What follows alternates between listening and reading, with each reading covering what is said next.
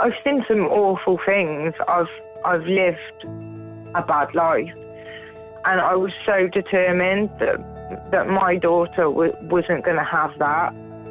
And if I couldn't have given her what I wanted to promise to her, then I'd have happily given her over to somebody who could. The concept of logical fallacies really crosses my mind quite a bit. And that's just the thought that what we believe is intuitive, what we think might be logical, really isn't. Perhaps one of the greatest examples of that, and a simple one, is that sometimes we just intuitively think that big things matter. The bigger the building, the bigger the person, the bigger the moment, the bigger the emotions, that must have bigger consequences, a larger impact, right? I mean, that would only make sense.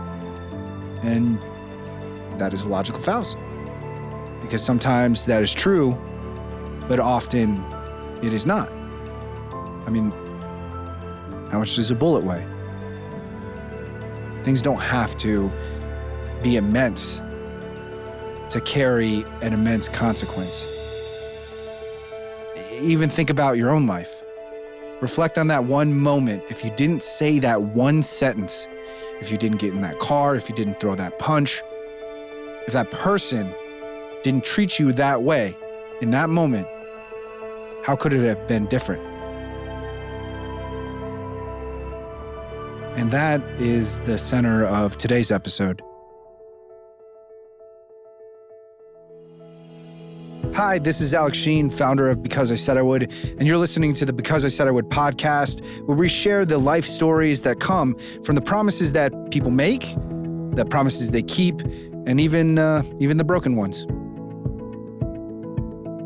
In today's episode, you're going to hear from Laura, a woman that is a supporter actually from England. The challenges that she's had to overcome in her life is something that plagues, I guess, every city in the world, something that I know even affects my town that I live in here in Cleveland, Ohio. It spans across generations, centuries of history. It's a story that unfortunately has a lot of loss and regret in this common problem that we're hearing a lot about these days. This is Laura and her promise story. I grew up with my grandparents. I grew up in a town called Worcester in the UK. Growing up, it was okay. I struggled a little bit not having my mum, just sort of going to school and stuff, noticing like other kids had their mum. I did find that difficult. But apart from that, I kind of had a good upbringing when I was a very young age. It sort of started to go out of control as I got older. And was your father in the picture? Yeah, my dad was in the picture. He lived with my nan and granddad. He worked a lot, so my upbringing was left to them. But I did have a good relationship with my dad until I got into drugs. And obviously, that sort of tore the family apart. Even though Laura's parents split when she was about 18 months old, even though she really hasn't had a mother, she did have stability. She had her grandparents, she had a roof over her head, and even happy memories with her father. But still, something felt missing. With her mother not there, it comes with a void. That void, it's painful. Probably the deepest pain only a daughter without a mother can really feel. So as she grew up, that pain made itself known. And it all started when she was a younger teenager in school.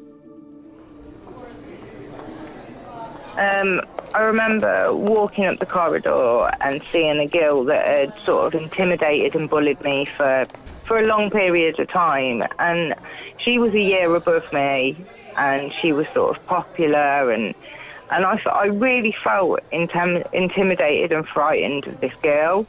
And as I walked up the corridor, there was some other people sort of hanging around her who I knew as well. And she stopped me and she slapped me in the face really hard. And I remember just feeling devastated. Like, I walked off and, like, I didn't know whether to sort of, like, I just didn't know what to do. And, like, everybody was laughing and I just felt so small. And that sort of, like, not shaped me, but that affected me, like, way into my older years. If you're looking for a reason for why that girl slapped Laura in the hallway, there is one. It's not something that Laura did. It's a broken part of the social structure in a school. You see, there's this whole mean girls mentality, right? Like this thought that if I can say something, do something to another person, even if it's hurtful, as long as everybody else laughs, that pushes me up. That raises my social standing. That makes me look cool. I think it's safe to say that the social structure of kids in our society, it's broken. It just feels broken. When I was at school, I felt like I never really fitted in.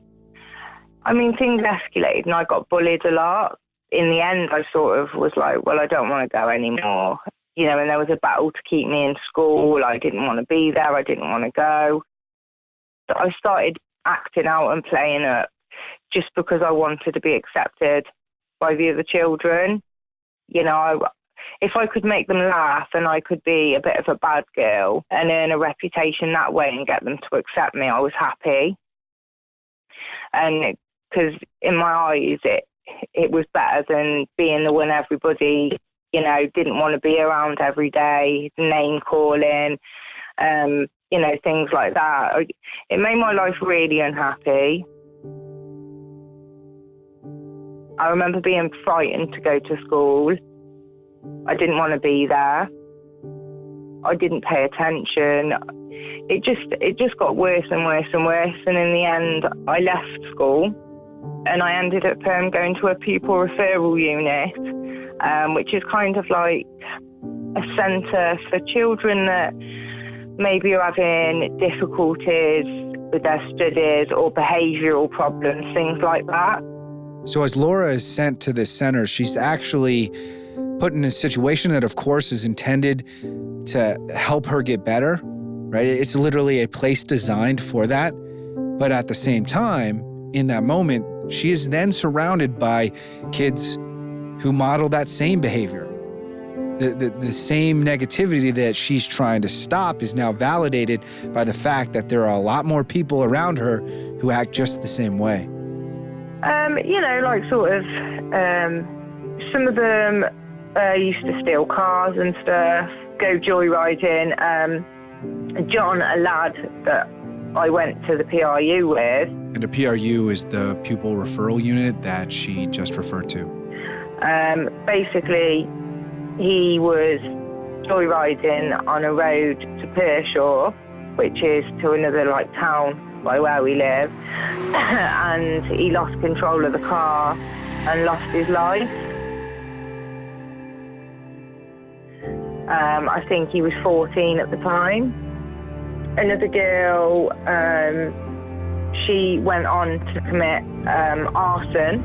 I remember her name, it was Donna, and she came from a children's home, and she ended up in prison, and I don't know what happened to her after that. You know, it's almost like all of our lives, you know, I haven't, if anybody did, I don't know, but I've not heard of one child that came out of there that's like, okay. So the thought of belonging, the sense of fitting in, that is an important thing.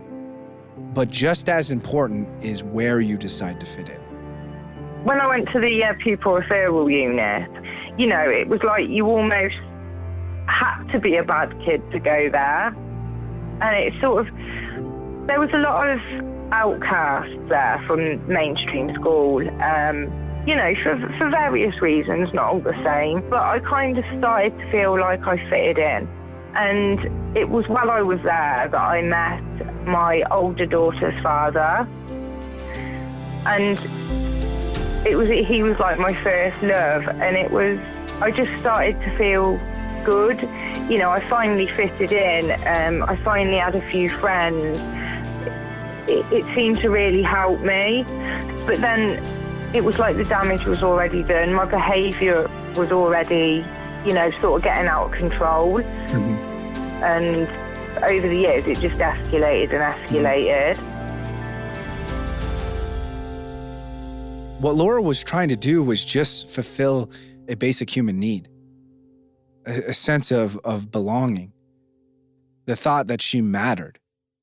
That is incredibly important to do with friends, with someone you love. That is incredibly important, but just as important is how you fill that need, who you decide to involve in your life to fill that need. Because it's not just about people.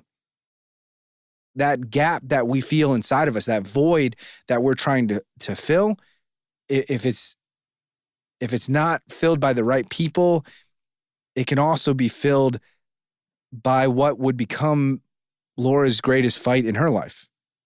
It can also be filled by drugs. Cannabis, mushrooms, ecstasy, amphetamines. From the age of like 12, I've used various drugs. Mm-hmm. Started with cannabis, things like that, amphetamines, ecstasy, mushrooms. You know, there's a lot of drugs I've done. You know, sometimes people take drugs to have a good time, to like enhance like a good experience. And it started out as that for me. But it was escapism. I was trying to escape from pain.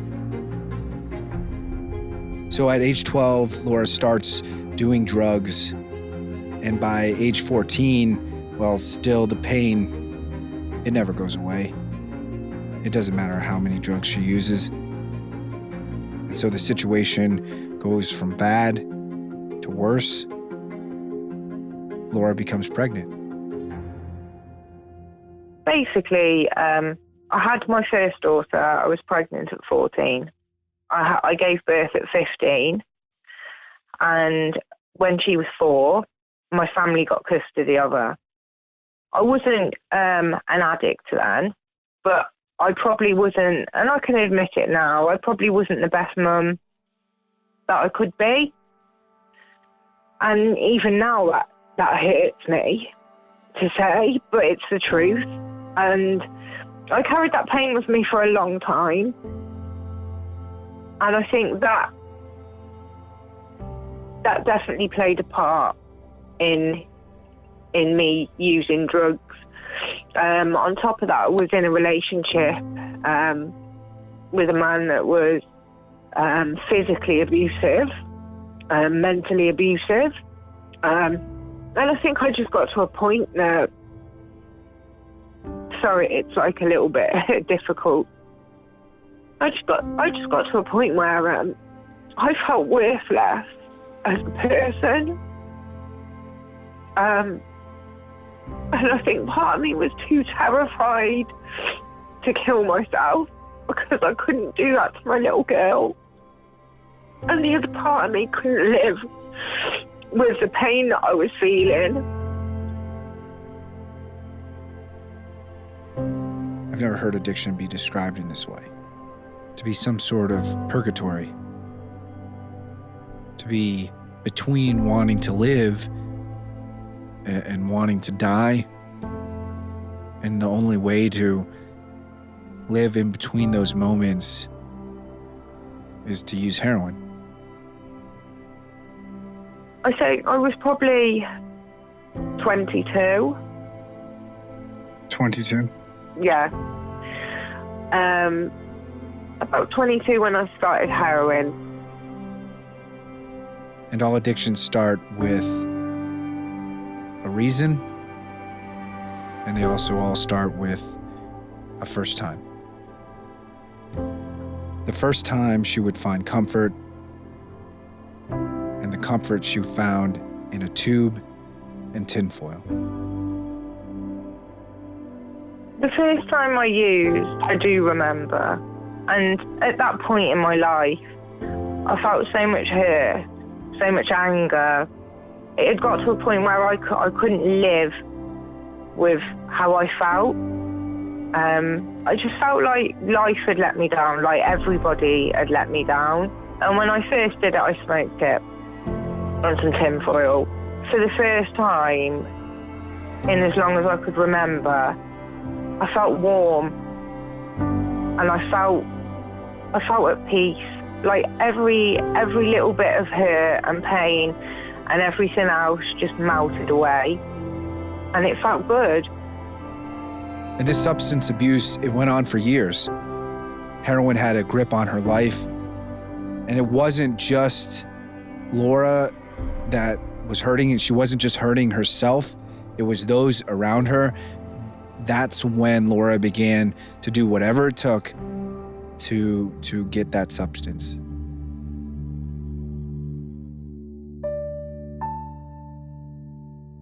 Well, as I said, my grandparents basically raised me. You know, they've been there for me through thick and thin. Like, heroin's grip on me was so bad that they're hard-working people. They've worked all their lives. You know, and they had life savings. What heroin did, because they loved me that much, that they didn't want to see me rob people, beg, sell myself, or go to jail, they let me strip them of their life savings over the course of time. And it was so bad at times that they'd be crying while they handed me money. Heroin will make you do things that you never think that you were capable of. And here's a small clip of me actually talking to Laura on the phone. I don't know. It's almost like it puts a different person inside you. You know what I'm saying? Like it. Yeah. It's not like it's not like a moment's urge almost in the way you kind of describe it. It's not like you have an impulse. It's not like you doing something different for a moment. It's like a replacement of you. Yeah. When you first take that drug, you're basically signing yourself over to the devil, because there's such a small percentage of addicts that get better. I think people get caught at a bad place at the time and they do it, and they honestly don't realise that they might never come back from this.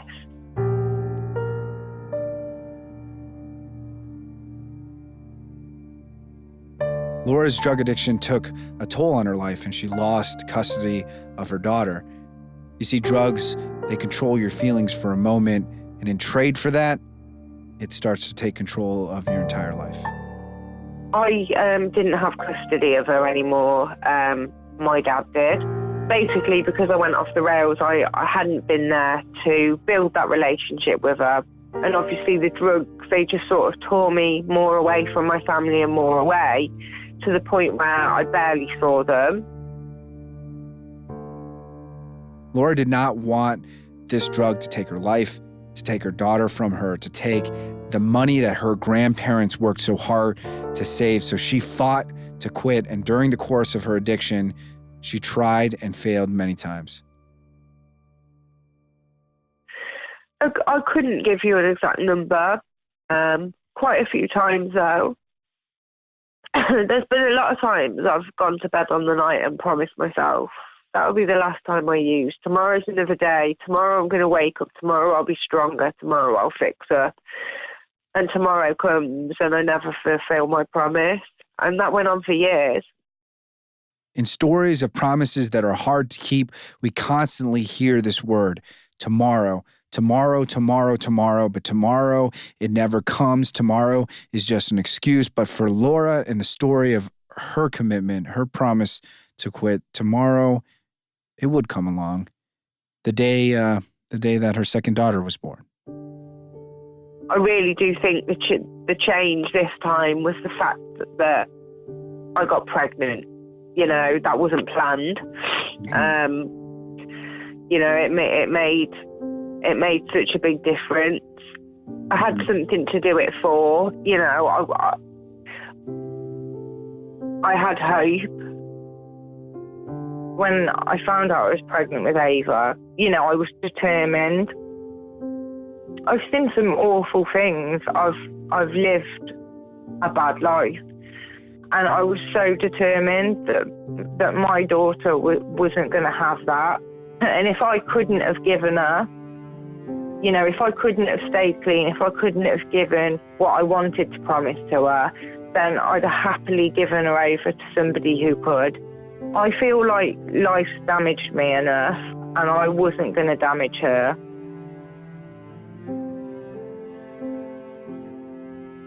Even in the joy of Ava's birth, a harsh reality is true that if you abuse drugs while you're pregnant, there is a chance that your child is born addicted to that same substance. There's a chance that Ava would be born addicted to heroin.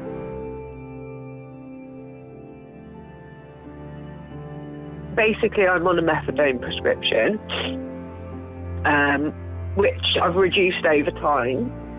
And when Ava was born, there was a chance that she'd withdraw.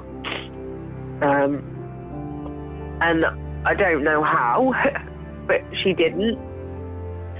We were in hospital 5 days, and I spent those 5 days, basically, I couldn't take my eyes off her, because she was like the most beautiful thing I'd ever seen. And drugs in that time didn't even enter my head. The only time it entered my head was when I thought about the possibility that she could be ill because of my doing. And that was really hard. Like every time she sort of coughed or spluttered or a little sneeze, I'd think, this is it, she's going to start withdrawing. And she didn't. I can't even describe how much I love her. I see her as she saved me. You know, all I ever wanted was somebody to love and somebody to love me back, and she's given me that. She's funny, she's loving. She's just sort of got to the age where she started to hug me back, and that's something really special for me. To know that because she can't tell me, but I feel it, that she loves me, and she's happy that I'm her mum, and that makes me feel really good.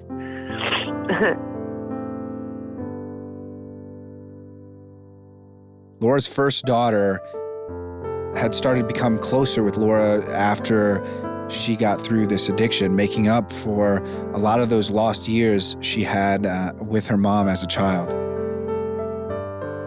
Since I've got clean and had Ava, you know, our relationship as a family has got so much stronger. You know, it's really good. Like we're so much closer. My relationship with my eldest daughter, like that's back. That's good. She comes over and she'll stay overnight, and she loves her little sister, and it just feels good. It's a lot easier to keep promises when you have a good reason to, and maybe one of the best reasons is family. My family are very important to me, and on my journey with staying clean and stuff, you know, there's no secrets. There's days where like, yeah, I'm having a hard day. My coping mechanism in the past would be to reach for drugs. So there is days, and I try not to beat myself up for it, but there's days where like I sort of think, one hit won't hurt. That little voice says to me, you know, just have one hit, Laura. It's not going to hurt you. Nobody needs to know. But I'll know. And I can't do that. I can't do it to myself because I have worked so hard to get where I am right now. And I can't do it to my little girl that I look in the face every day, and everything I'm doing is for her. And I can't do it to my family who stood by me. in times where they didn't need to. And I think that's one of the most beautiful types of commitments you can make through sickness and in health. I mean, even look at the case of my own father, obviously a very different situation, but as he went through cancer, I watched my stepmother keep her promise in sickness and in health. That even if you are diseased, even if you are on the edge of death, even when it's difficult, I'm going to take care of you. I will clean you every day if I have to. And whether that's through a disease like cancer or through a disease like addiction, I am going to be there for you. And I think that is one of the biggest things that speak to me in Laura's promise.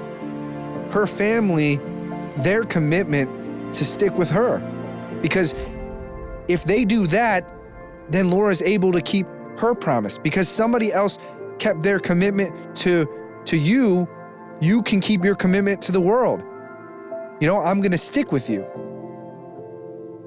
Definitely. Without my family supporting me through my pregnancy and those early days where, part of me wanted to be a mum and wanted, to be healthy and be the best I could be. But then also there's addict Laura, the part of me that wanted to run away. And without them behind me, I wouldn't have been able to do what I said I was going to do. I mean, I still hold pain from the past, but it's something that I've learned to sort of put to the back of my head. I can't always let it hurt me, because there's nothing I can do about that now. I just need to make the best of what I've got. And I want to improve myself as a person. I've spent so many years wasting my life, but now it's really important for me. I feel blessed every day. I wake up, I've got a roof over my head, there's food in the cupboard, I've got electric. They might seem like minor things, but there was a time where I didn't have them. When you think about the promise that Laura has made to herself and to her daughter Ava, I mean, it has rippling implications. When a kid grows up around behavior, it becomes their behavior. Whether that is bullying or drug abuse, it's possible that Ava never goes down that path, that she has this chance to grow up in a way where she's free. And that's because of Laura's strength and conviction to keep this commitment. No matter how hard it is, no matter how she even feels, keeping a promise, it's not easy. If it was easy, well, then everybody would do it. A promise is not just words. It's not just saying what you're going to do. It's way bigger than that. And there often isn't just one reason. For Laura, there were many. I think there's a lot of things. There's my beautiful, beautiful daughter that I wake up to every day, and I'm thankful. There's my family, who are only ever a phone call away. There's my substance misuse worker, who has stood by me and not lost faith in me that I could do this. I would love for all promises to be motivated in a positive way, this general feeling of making the world a better place. But the truth is, sometimes promises aren't just motivated from that positive side. There is another motivation for why she wants to stay clean. I've lost a lot of people along the way. People that haven't got better. Friends who've had children. And someone's had to sit those kids down and say, your mum or your dad's not coming back. And I never want that for my kids. So I'm going to stay strong and I'm going to stay clean. And I know some people they're not as lucky as I've been. They haven't got a family to support them. They haven't got children. They haven't got, they may have lost their kids and that's it. And it's really hard for people. And it makes me sad. Like, one day I want to be able to help. I want to help other people who've been where I've been. So if one of those kids who's 12, who's going down the wrong path, maybe if we could get 1,000 of them to listen to this story, and if we could get just one of them to do it differently. If what I've said to you tonight could change one person's life, that would mean the world to me.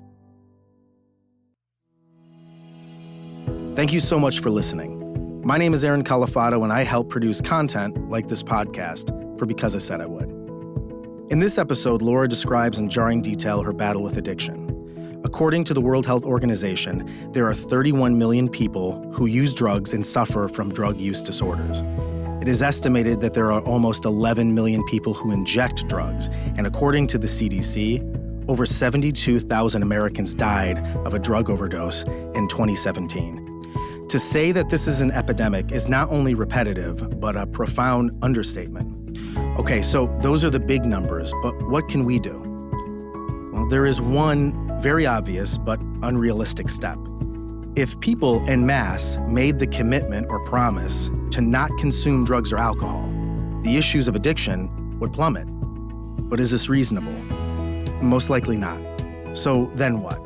Well, after talking with several experts on the subject, the most vital and overlooked step to a possible recovery is acknowledgement.